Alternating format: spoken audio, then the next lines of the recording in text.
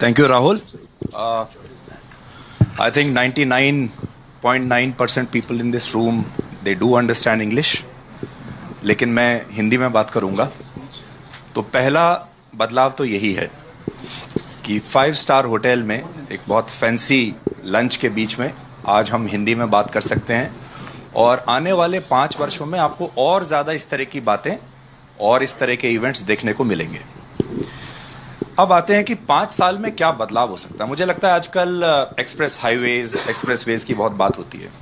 अगर मैं धर्म को एक मल्टी लेन एक्सप्रेसवे मान लूं और उसमें अलग अलग लेन्स में अलग अलग धर्म के लोग चल रहे हैं, तो उसमें शायद सबसे जो स्लो लेन अभी तक रही है वो हिंदुत्व की रही है। स्लो लेन, स्लो, जिसमें कि अगर आप एक स्पीड किसी की तय करते हैं कि आप इस स्पीड से गाड़ी चला सकते हैं, तो सबसे स्लो जो गाड़ी आपको जो स्पीड दी गई वो हिंदुत्व की थी, ये कहते हुए कि आप क्योंकि बहुसंख्यक हो, आप ध्यान से चलाइए। आपकी बगल में जो गाड़ियां चल रही हैं 100-125 की स्पीड पर, वो माइनॉरिटीज की गाड़ियां हैं, उनको कहीं चोट ना लग जाए, आप ठीक से चलाइए। ठीक है। उसके बाद जब आप टोल देते हैं उस एक्सप्रेसवे पर, वो टोल भी शायद बाकियों के लिए फ्री है और एक जो आपकी बहुसंख्यक कम्युनिटी है वो हमेशा से ज्यादा टोल देती हुई आई है। अब उससे हुआ यह कि 75 वर्षों में उस बहुसंख्यक कम्युनिटी के अंदर एक रोष पैदा हुआ, एक गुस्सा पैदा हुआ। अब आगे क्या होगा, मैं 3 बातें बताना चाहता हूं। जैसा आपने कहा कि आरएसएस का एजेंडा लगभग पूरा हो गया, तो आरएसएस क्या करेगा? क्या आरएसएस घर में बैठ जाएगा? संघ क्या करेगा? तो जब हम मोदी 3.0 की बात करते हैं तो अब हमें आरएसएस 2.0 की बात करनी पड़ेगी। What is RSS 2.0? Do now. तो आरएसएस शायद अपने आप को थोड़ा रीइन्वेंट करेगा। संघ का एजेंडा शायद अब जागृति होगा, क्योंकि जो उन्होंने अचीव करना था वो हो गया। राम मंदिर को मैं देखता हूं कि राम मंदिर 1983 के वर्ल्ड कप जैसा है। 1983 का वर्ल्ड कप जब हमने जीता था तो पूरे देश में क्रिकेट को लेकर विश्वास आया था। हम अंडरडॉग हुआ करते थे और उसके बाद तब से लेकर आज आप देखिए, आज हमारी तीनों टीम्स नंबर 1 टीम्स हैं और क्रिकेट में हम कहां आ गए। मुझे ऐसा लगता है कि दिस राम मंदिर movement was like 83 world cup for the Hindus. अब आरएसएस और बीजेपी का रिश्ता, यह क्या होगा अगले 5 साल में, या अभी तक भी अगर आप देखेंगे, बीजेपी को जो जमीनी मजबूती मिलती है बाकी पार्टीज के मुकाबले, वो आरएसएस की वजह से मिलती है। अगर आरएसएस हट गया तो बीजेपी भी वैसे ही हो जाएगी जैसी कांग्रेस या कोई और पार्टी। और अगर आरएसएस मजबूत हुआ और आरएसएस ने ये 100 करोड़ हिंदुओं की अवेकनिंग की, तो फिर बीजेपी को बीट करना बहुत मुश्किल होगा, क्योंकि the major differentiation between BJP and other parties is that other parties do not have a ground organisation like RSS working for them. So RSS will function like a buffer. और 1 nation 1 election की जो हम बात कर रहे हैं, 1 nation 1 election से आपके जो विपक्षी पार्टियों के नेता हैं ये आलसी बन जाएंगे।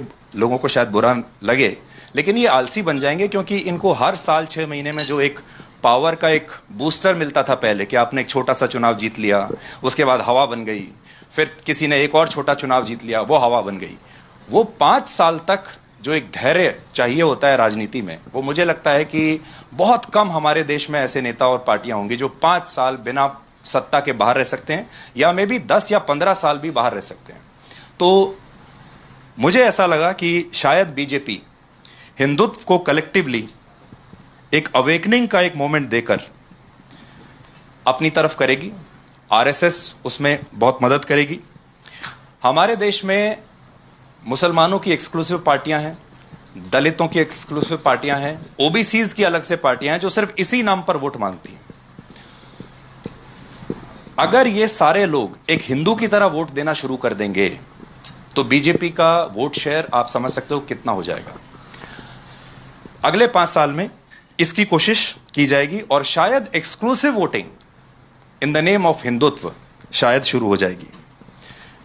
आप अभी से बदलाव देखिए, मैं छोटे छोटे बदलाव आपको बताता हूं। भजन का कितना बड़ा बाजार हमारे देश में आ गया है।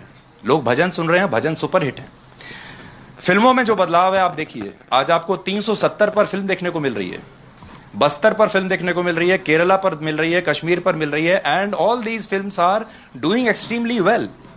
तो जो लोग ये कहते हैं कि ये सब एक तरफा हो जाएगा, मोनोपोली आ जाएगी, ये मोनोपोली आएगी लेकिन लोगों की मर्जी से आ रही है, लोगों की इच्छा से आ रही है। इस देश ने 1000 साल गुलामी का देखा, जब या तो इस्लाम का रूल था या क्रिश्चियनिटी का रूल था, और अब 75 साल एक खास तरह की डेमोक्रेसी देखी जो बिल्कुल लूज थी। और अब शायद लोग, मुझे ऐसा लगता है कि लोग आएंगे और लोग इस वैचारिक जो ब्लॉकिंग है हिंदुत्व को लेकर, वो दूर होगी। आखिरी पॉइंट मेरा ये है, जय श्री राम एक बड़ा अग्रेसिव नारा बन गया था, ये एक राजनीति से जुड़ गया था, और लोग जय श्री राम जैसे ही बोलते थे आपको एक खास तरीके से देखते थे। क्रिसमस ट्री फैशनेबल है, इफ्तार अटेंड करना बहुत फैशनेबल है, लेकिन टीका लगा के कहीं व्रत पे जाना या कोई आयोजन करना फैशनेबल नहीं है।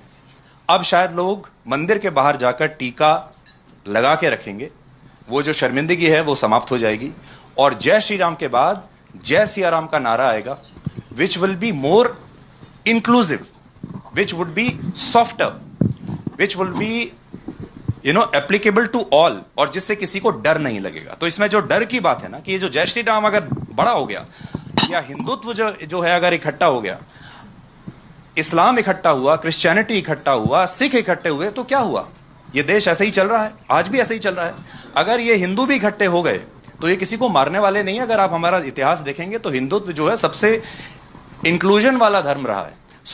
आखिर में मैं ये कहना चाहता हूं, वील गो टुवर्ड्स जय सिया राम, वील लीव जय श्री राम, और जय सिया राम में फिर आपके दलित भी आ जाएंगे, आपके ओबीसी भी आ जाएंगे, जो भी हिंदू होगा वो उसमें शामिल होगा।